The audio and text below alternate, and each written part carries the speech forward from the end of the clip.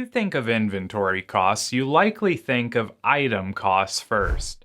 This is one of the basic costs that associate themselves with your inventory.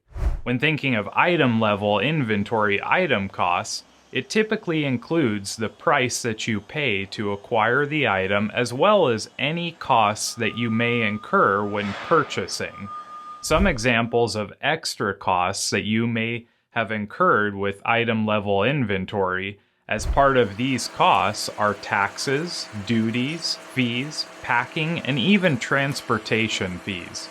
Unit costs generally change based on the size of your order.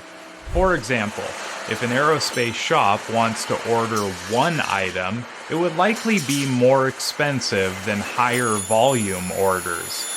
This is because you would need to buy materials, which commonly have minimum order quantities, as well as tear down and set up machines for only one item. When a higher volume of parts is made, the materials costs and the setup costs can be spread across the higher volume of items.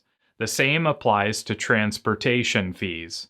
Shipping one item in a truck is much more expensive for that one item because it must incur the entire truck expenses.